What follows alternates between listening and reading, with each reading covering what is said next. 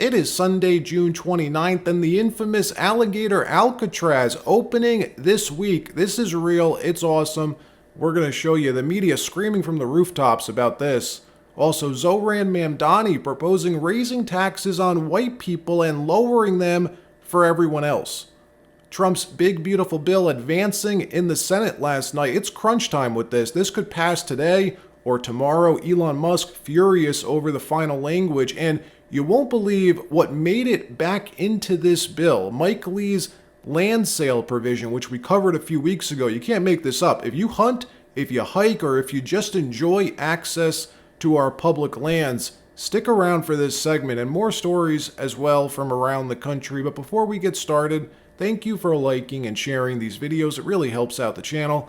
And consider subscribing if you appreciate these regular updates. Attorney General James Uthmeyer here at the Miami-Dade Collier Training Facility. This is an old, virtually abandoned airport facility right in the middle of the Everglades.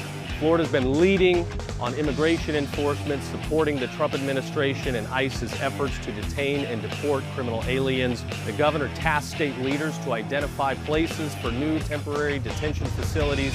I think this is the best one. As I call it, Alligator Alcatraz. You don't need to invest that much in the perimeter. If people get out, there's not much waiting for them other than alligators and pythons. Nowhere to go, nowhere to hide. So we start the show by heading down to the Sunshine State, the great state of Florida, who, thanks to Governor DeSantis working with the Trump administration to fast-track this project, fast-track Alligator Alcatraz, built to help ICE carry out this mass deportation agenda. This project, I gotta say, is awesome. Built in record time. Get this, they started construction in early June. Tonight, construction is underway deep in the Florida Everglades on a massive migrant detention camp that state officials are calling Alligator Alcatraz.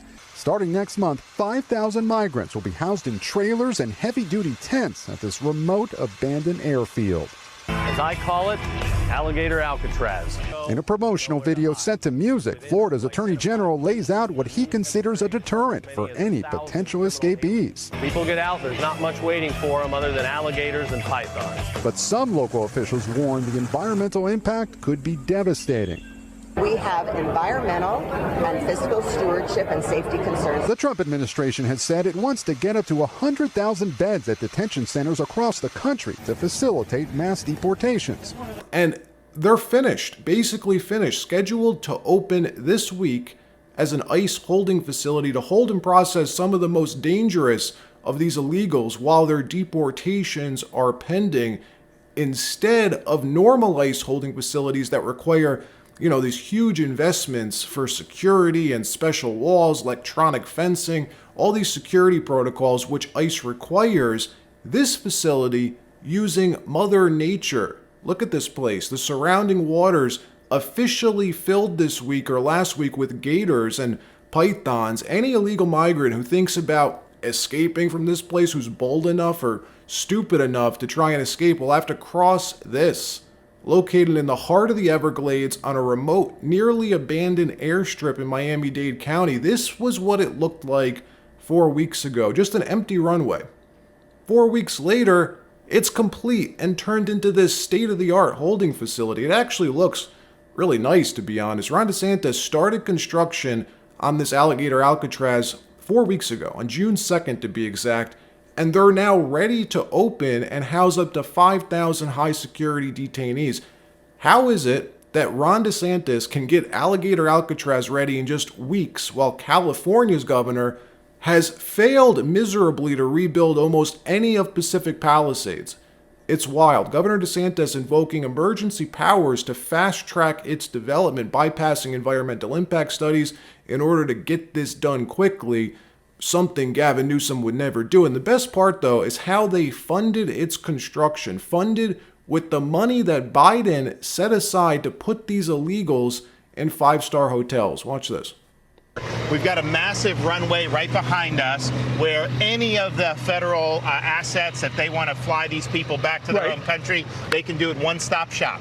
One-stop shop. You got it all. You got the detention facility. You've got the airport. Can the federal government make good use of this? We sure can. Talk about efficiency right then and there. But also I want to talk about the funding for this. Some of it will be paid by the state of Florida, but a lot of it will be paid by the federal government. We're actually looking at FEMA to fund this through the Shelter and Services Program, which we saw in the Biden administration. That funding was bastardized to use for places like the Roosevelt Hotel, which is the place that housed Tren de Aragua, was really the base of operations there, as well as Laken Riley's killer. So we're going to take that funding and actually house these illegal aliens before we get them out the door and out of our country. All right. Which is crazy to think about. Just 5 months ago, illegals were staying at 5-star hotels on our dime, chilling and living it up at the Ritz-Carlton for free.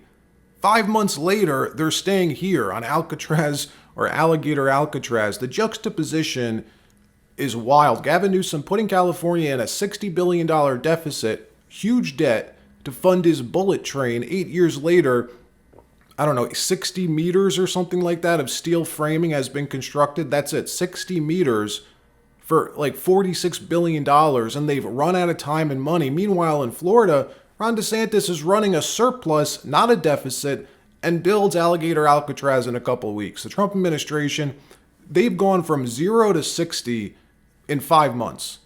They've already sealed the southern border. They're now fully underway with this mass deportation agenda. The facility supposed to play a large role in processing these folks out of the country. Meanwhile, Dems refusing to give Trump any credit for solving the border crisis.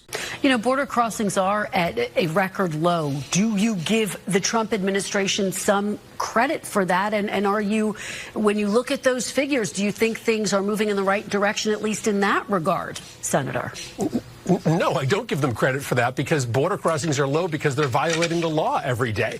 So we have a law in this country that says if you are fleeing terror or torture from another country, you can come here and apply for asylum. The Trump administration has suspended that law. They are not allowing anybody to come here to apply for asylum. We wrote that bipartisan bill last year to reform the asylum process, to make sure that only the right people are coming in and that we judge those cases expeditiously at the border. So it's true, there are very few people crossing on a daily basis, but that's because the Trump administration is violating the law. And it should matter to every American that on so many facets, the Trump administration doesn't care about the law. This is becoming a lawless administration. We are on a road to see our democracy atrophy to the point that it will be unrecognizable. And the border is just one example of many ways in which this administration doesn't care about the law anymore. That is not true. They haven't broken the law to achieve this. It's a change in policy. No more catch and release. They've moved to catch and deport. And the language coming out of this administration is so tough that migrants aren't even attempting to cross illegally anymore. Under Biden, if you crossed illegally, you were given a 5-star hotel suite at the Ritz-Carlton. Why wouldn't you try to do that? Versus today, being housed at Alligator Alcatraz. Let me know in the comments, is this what you voted for? I'd say yes. In another story, Senate Republicans narrowly advancing President Trump's big, beautiful bill last night, the GOP hoping to pass this legislation by the 4th of July. Now that it's advanced, Dems are delaying the vote by reading out the entire 1,000-page bill on the Senate floor. Yes, they're really doing that. Still at this moment, actually. The Senate is waiting for them to finish reading all 1,000 pages. Let's actually check in on them real quick. Yep. They're still reading. Watch. For purposes of paragraph 3, the term female means an individual who naturally has, had, will have, or would have, but for a developmental or genetic anomaly or historical accident, the reproductive system that at some point produces, transports, and utilizes eggs for fertilization. 5, male. For purposes of paragraph 3, the term male means an individual who naturally has, had, will have, or would have, but for a developmental or genetic anomaly or historical accident, the reproductive system that at some point produces, transports, and utilizes sperm for fertilization. Sec 71115. Senate Minority Leader Chuck Schumer writing on X, I will object to Republicans moving forward on their big, ugly bill without reading it on the Senate floor first. Republicans won't tell America what's in the bill, so Dems are forcing it to be read start to finish on the floor. This is Trump's signature piece of legislation, folks. He's stuffed a bunch of his big campaign promises into this bill, but mainly why it's so important this bill passes is to make permanent his 2017 tax cuts. If this bill doesn't pass, everyone in the country will see a huge tax hike next year. Elon Musk, though, calling out the BBB on X last night, saying the latest Senate draft bill will destroy millions of jobs in America and cause immense strategic harm to our country. Utterly insane and destructive. It gives handouts to industries of the past while severely damaging industries of the future.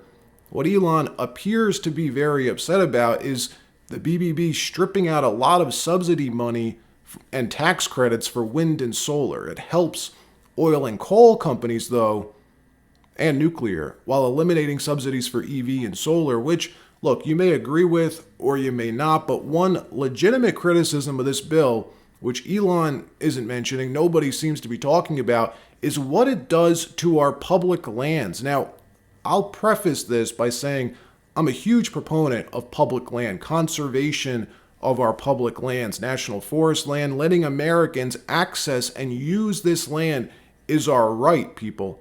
We own that land. We can hunt it, we can fish it, hike it, we could do all types of recreation on it. Well, get this. Senator Mike Lee's land sale proposal to sell off up to 3 million acres of federal land, meaning national forest land, it got stripped from the BBB like 2 weeks ago.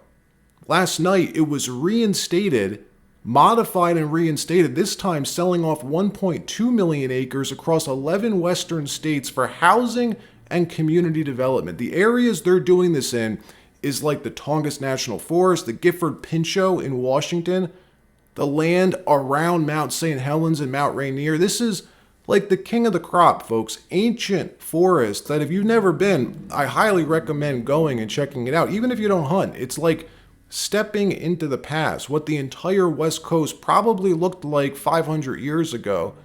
And the worst part is this provision that somehow got slipped back in only raises $6 billion. That's it. $6 billion for 1.2 million acres is insane. Let me know what you think about this. Do you agree with Mike Lee? Is this the best way to make housing affordable again?